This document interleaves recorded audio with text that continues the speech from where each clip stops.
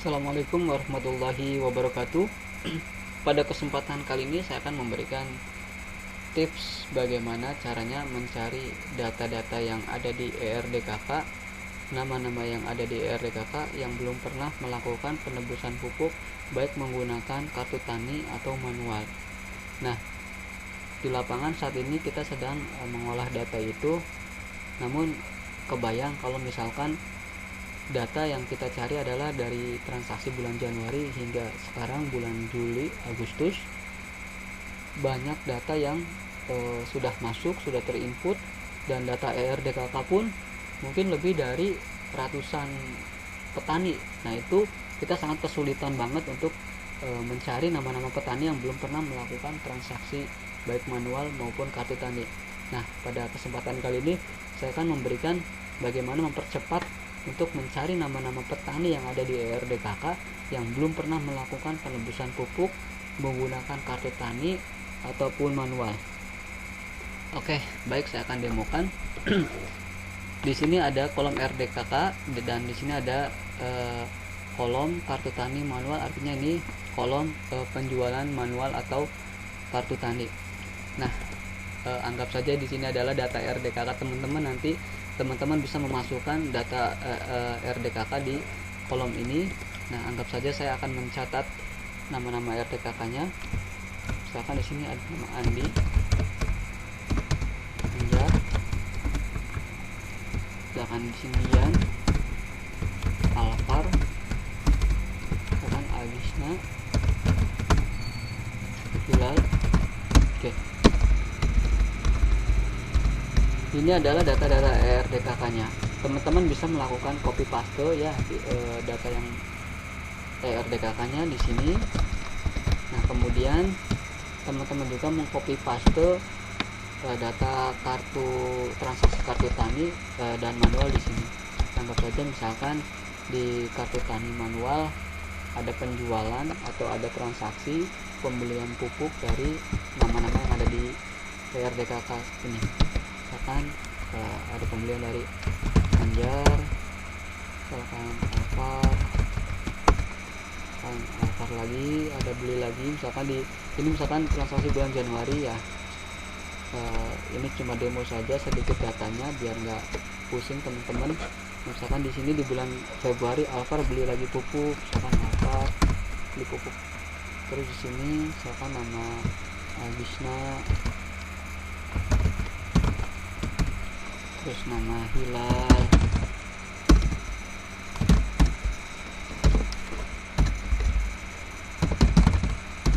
terus misalkan Anjar beli pupuk lagi di bulan Maret misalkan. Terus di sini ada Anjar, ada Hilal lagi misalkan,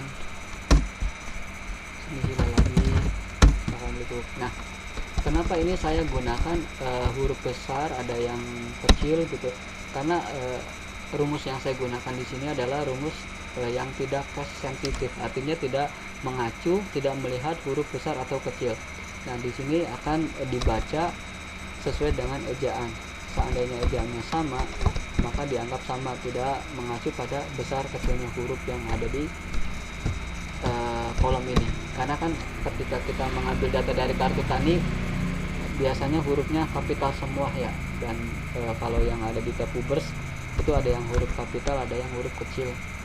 Nah, anggap saja ini saya acak ya seperti ini, artinya biar tahu bahwa tidak terpengaruh huruf besar dan kecil pada pencarian seperti ini. Oke, yang pertama adalah kita blok dulu kolom yang ada di ERDKK, kita blok semua ya. Teman-teman blok aja semua kalau misalkan memang datanya banyak. Karena ini datanya sedikit, saya blok dari atas sampai bawah.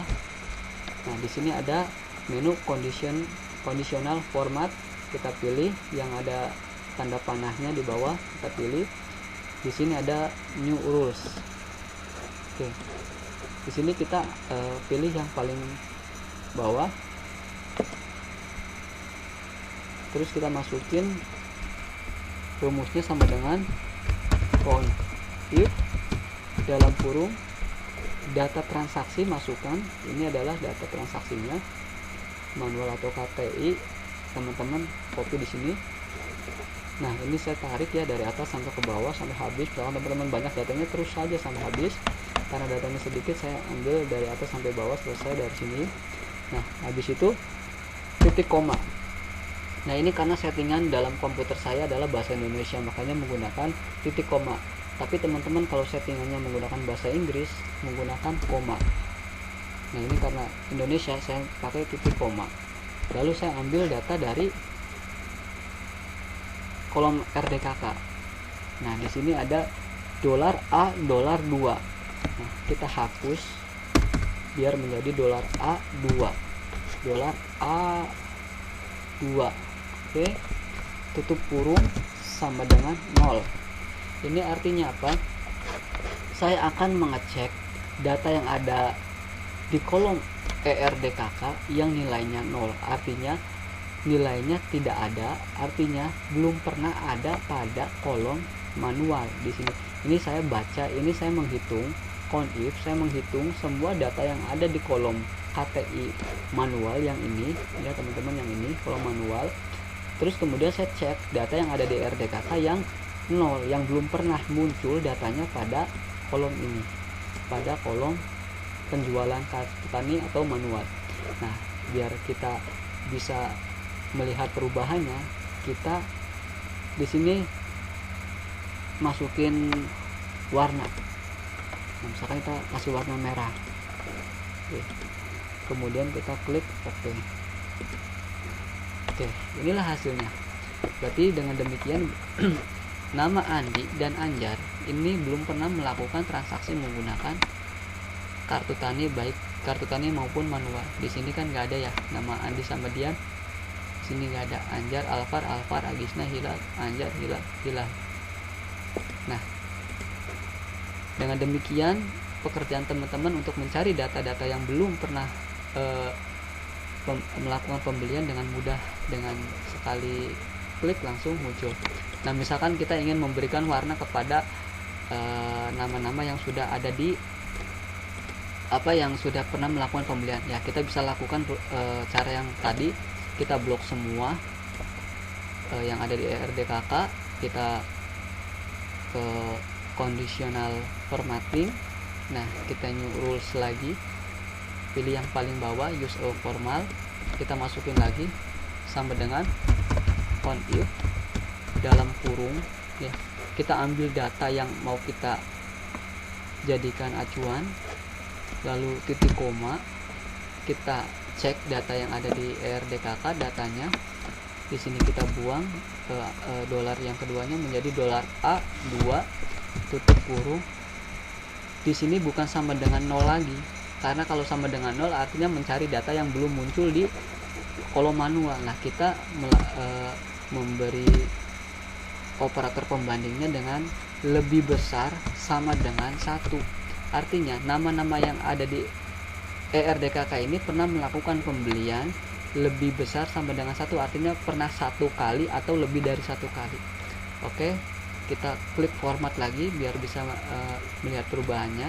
Kita kasih warna misalkan hijau, kita klik OK, kita OK lagi. Oke, nah ini adalah nama-nama yang sudah melakukan pembelian pupuk, artinya yang hijau ini pernah membelikan melakukan transaksi, dan yang merah ini belum pernah. Nah, itu adalah cara yang pertama. Dan yang kedua, saya ada cara lagi yang lebih sederhana lagi, barangkali teman-teman bingung dengan rumus-rumusnya. Oke, saya balikin lagi ke awal seperti ini ya.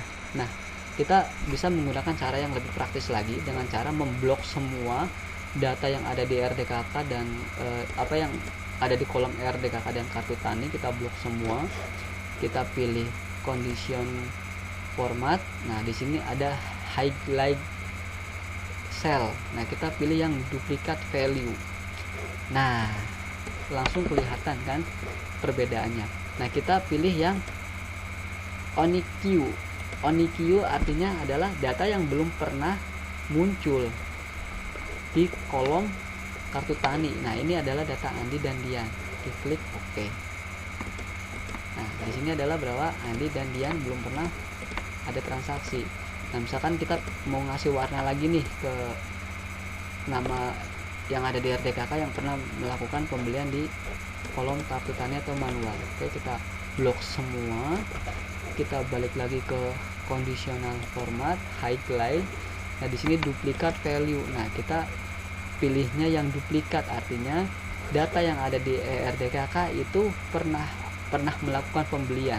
Jadi datanya duplikat, double, muncul lebih dari satu, yaitu data yang ada di ERDKK dan yang ada di kolom kartu tani manual. Kita duplikat, kita kasih warna hijau, green. Oke, klik OK. Oke, nah artinya data yang berwarna hijau ini artinya udah pernah melakukan pembelian, dan yang merah belum. Nah, namun saya rasa cara ini adalah cara yang belum akurat ya. Kenapa saya bilang belum akurat? Karena setiap nama itu artinya apa? Maksudnya setiap kelompok itu pasti memiliki nama petani yang sama. Bisa jadi skala kecilnya kan satu kelompok, bisa jadi satu desa itu yang namanya misalkan Agis, nah itu bisa lebih dari satu, atau misalkan cakupannya satu kecamatan. Mungkin saja misalkan ada yang namanya Dodo, nama Dodo mungkin bisa aja lebih dari 5 atau 10 orang dalam satu kecamatan. Nah, karena ini pencariannya berdasarkan ejaan nama, maka bisa jadi sebenarnya Dodo itu belum pernah ngambil. Nah, sebenarnya hal yang paling akurat menggunakan nick untuk melakukan seperti ini. Nah, dikarenakan ini kita kesulitan mendapatkan data nomor nick, maka tidak ada cara lagi gitu. Nah, bisa dilihat dari data transaksi ini kan kita ngambil, kalau ERDKK sudah jelas pasti dokumennya ada nicknya. Kalau KTI dan manual, mungkin kalau manual di sini saya coba membuka dokumennya. Nah, ini adalah transaksi manual yang sudah di download hasil verifikasinya. Di sini ada kartu tani. Nah, sebenarnya ini bisa kita jadi acuan untuk mencari data tadi, biar tidak terjadi tidak terjadi kesalahan dalam pengambilan data, karena mungkin saja nama si Dodo namanya sama tapi nicknya berbeda. Nah, cuman kendalanya adalah ketika saya mengambil data dari transaksi kartu tani. Di sini dashboard dari Bank Mandiri ini tidak ada nick yang ditampilkan di sini, sehingga saya sulit sekali untuk mengecek nama-nama. Di sini kan ada Yoyo. Nah, mungkin nama Yoyo ini banyak banget gitu ya. Nah, ini saya rasa baik menggunakan cara tadi yang saya lakukan maupun menggunakan cara manual pun tidak akan akurat, karena di sini tidak ada primary key, artinya tidak ada nomor data ID yang unik yang bisa dijadikan patokan untuk mencari data. Di sini tidak ada nick, sehingga saya kesulitan banget untuk memberikan akurat. Tapi paling tidak teman-teman di lapangan untuk menyandingkan, untuk menampilkan data-data siapa saja namanya ya lebih cepat seperti ini dibandingkan dengan cara manual satu-satu. Kita lihat ini sangat melelahkan dan mungkin sangat capek lah gitu ya. Nah, dengan cara ini mungkin teman-teman di lapangan bisa terbantu untuk mencari data-data nama petani yang ada di data-data yang ada di RDKK yang pernah melakukan pembelian pupuk. Nah, itu saja video kali ini, mudah-mudahan bermanfaat. Saya akhiri. Wassalamualaikum warahmatullahi wabarakatuh.